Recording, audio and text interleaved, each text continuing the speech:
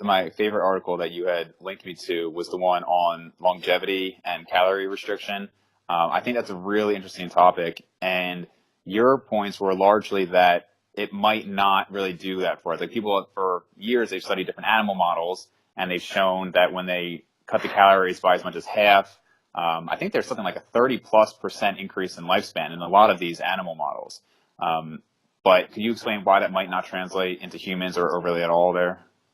Yeah, there's just a lot of reasons. So probably one of the first ones is the animals that they study are just their metabolisms are so much different than humans, right? Mm-hmm. The amount of fasting they do a lot of times equates to like weeks of humans not eating. Their lifespan is just so much different than ours that trying to extrapolate just doesn't work. A lot of it, like, think about the physics of an ant, right? Like, if we were to be scaled proportionally to an ant, our legs couldn't hold our body, right? Like, Right. just things break down as animals scale and as metabolism scale and all sorts of stuff. So those ideas, don't always carry across species and especially across scales of species. The other point is that a lot of the theories of like longevity and aging that a lot of these calorie restriction models are based on haven't really been proven, right? So there's a lot of it comes down to like the metabolic rate or the metabolic theory of aging, right? Where the faster your metabolism runs, the faster you age. And that doesn't appear to hold true across all species. So like birds, that equation completely breaks down. So higher metabolism, sometimes those animals live longer than the ones with slower metabolism. So a lot of the underlying theories why calorie restriction and longevity are often talked about together don't hold true, even across different levels of analysis and the different theories of why that is. And the other one that's the most important is there's no data in humans to suggest that's true. And even the primate models, they've kind of found that there's some really big limitations with those studies that kind of even call those into question. So there's just, you have to have a lot of evidence to suggest that that's true, and none of it's really added up to this point. Did you see the more recent study with the two primate models where they had tested the different quality of foods and how that changed it? Do you know what I'm referring to? I haven't seen that one. Mm-mm. So there was one, I know Dr. Peter Attia had talked about, and he had basically gone over the results that when they had them eating ad libitum with, I think, like, high sugar, high fat foods, and then they did the calorie restriction did result in increased lifespan. But when they had them eat what I guess like healthier foods, I don't remember how they defined that, but I guess what we would typically describe as healthier foods for that species, there wasn't a benefit from the calorie restriction at all. And the what he had at least said from that was that, yeah, if you're eating a bunch of crap and then you eat less of that crap, then, it will be beneficial. But if you're eating healthy foods, it might not really matter at all.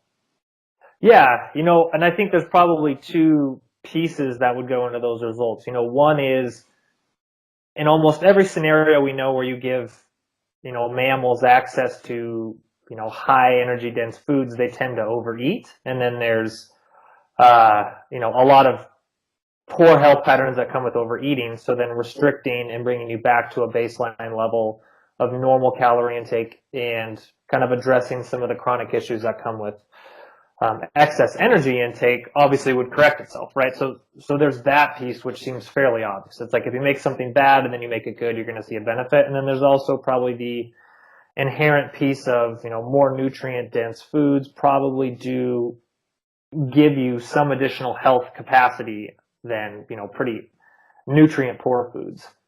Sure, sure. And I mean, in general, longevity is a very interesting topic to me. So I know you looked a lot into it from a nutrition standpoint, but do you know, I guess, as far as scientists can tell for now, what their thoughts are, like the primary cause of aging at this point? Is it a free radical damage over time and the oxidative stress, or do we have a better answer now?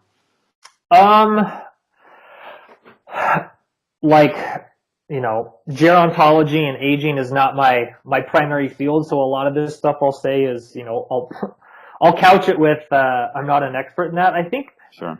from what I know is I think it's multifactorial. I think it's you know I think a lot of it just comes down to entropy, right? Like as things increase in time and as systems get disordered, things start to break down. And I think that's true of, I think that's part of the free radical theory of aging, and there is some truth to that. In some people, the metabolic theory of aging does have some weight. Hmm. And then there's things, like uh, telomeres shortening, which is really a process of entropy. So I think a lot of it just comes down to just this general trend towards disordered or organized systems becoming disordered. And I think those are all features of that idea. And I think a lot of the anti-aging things we try to do or we're trying to study are, how do we control that entropy or kind of reverse it? Right. Yeah. I think a lot of it is people want, as we kind of said before, one answer, like this is it and this is how we do it. And they'll take that to the extreme. And you see that with diet. You also see it with training. I think there was a study out by Harvard at least 10 years ago that showed that people who exercised more than 7 hours a week on average started showing an increased mortality rate. And so people think, I mean, maybe not as much of the people that we deal with, but a lot of people think a marathoner is going to be like the healthiest person or somebody who's just always exercising. But there definitely seems to be a cutoff where more is not better. And then that's when you start seeing AFib and a lot of these endurance athletes and things like that.